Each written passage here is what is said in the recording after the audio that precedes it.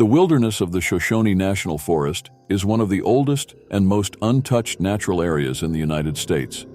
It spans nearly 2.5 million acres of rugged mountainous terrain in northwestern Wyoming. This vast forest stretches from the eastern boundary of Yellowstone National Park deep into the Absaroka and Wind River mountain ranges. Its towering peaks, thick forests, and winding rivers make it a haven for adventurers and hikers, drawing thousands each year who seek solitude in its beauty. But this forest is not only known for its grandeur. It's a place where nature feels primal, untamed, where you can walk for days without seeing another soul. The forest has an eerie way of playing tricks on your mind. The deeper you go, the more you realize how small and insignificant you are in the face of such raw wilderness. And sometimes, the forest doesn't let you leave. It was in this very forest, in the fall of 2023, that something terrifying happened. Something that still has no explanation. Two experienced hikers, both well-versed in navigating rugged terrain, set off for what they thought would be a peaceful journey deep into the backcountry. They had planned to reach a hidden lake, a place tucked away far from any marked trail, a place known only to those who have spent years exploring the Shoshone.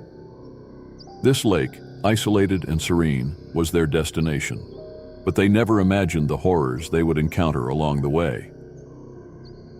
The hikers exchanged uneasy glances but pressed on. They were getting close to the lake, or so they thought. By mid-afternoon, they were deep into the woods, far from any known trails, navigating only by map and compass.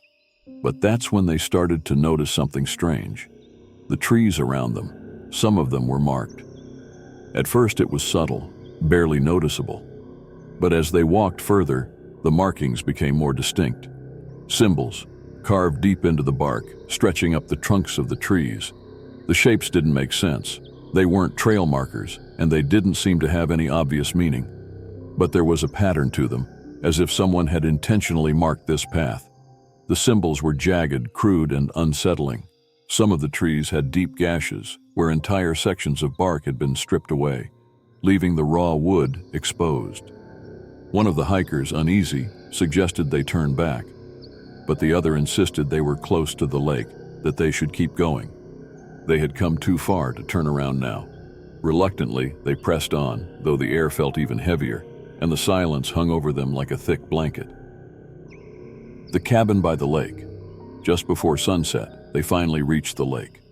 But what they found wasn't the serene, untouched beauty they had expected. Instead, on the far side of the water, half hidden by the trees, stood a small, dilapidated cabin. It wasn't on any map. It wasn't supposed to be there. The cabin looked ancient, as if it had been standing there for decades, maybe longer. The wood was weathered, the roof sagging, and the windows dark. A narrow path led from the water's edge to the cabin, and the door was slightly ajar. For a moment they stood there, staring at it in disbelief.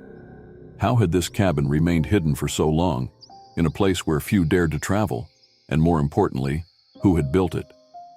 One of the hikers took a step toward the cabin, but something stopped him in his tracks. Inside, from within the dark interior, came the sound of movement. Footsteps. Slow, deliberate footsteps pacing back and forth. They froze.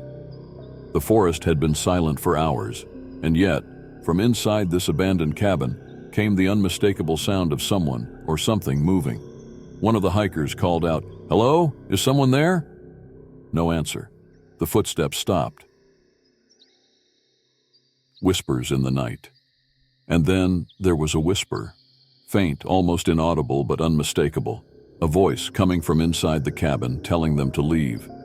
Without a second thought, the two hikers turned and ran, their hearts pounding as they sprinted back toward the trail. The forest seemed different now, as if the trees themselves were moving, closing in around them. Shadows flickered in their peripheral vision, and the sound of footsteps, quick, heavy footsteps, seemed to follow them through the woods.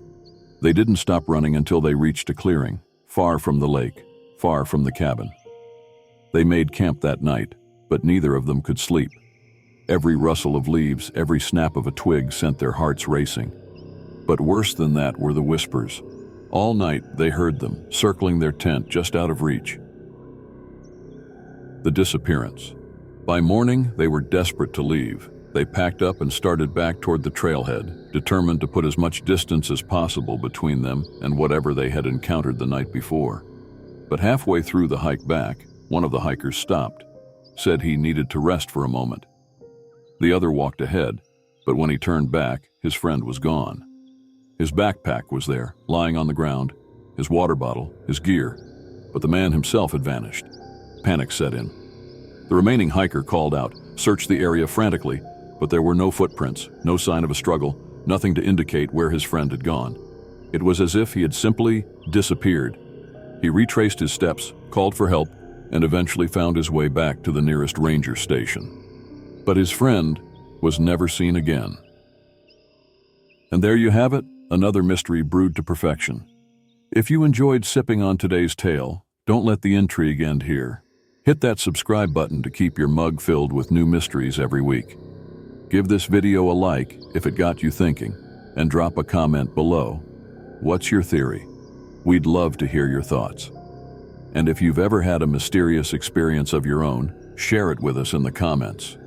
Who knows, it might just be featured in our next brew. Until next time, keep your mugs warm and your minds open, because the truth is always brewing here on the Mystery Mug Channel.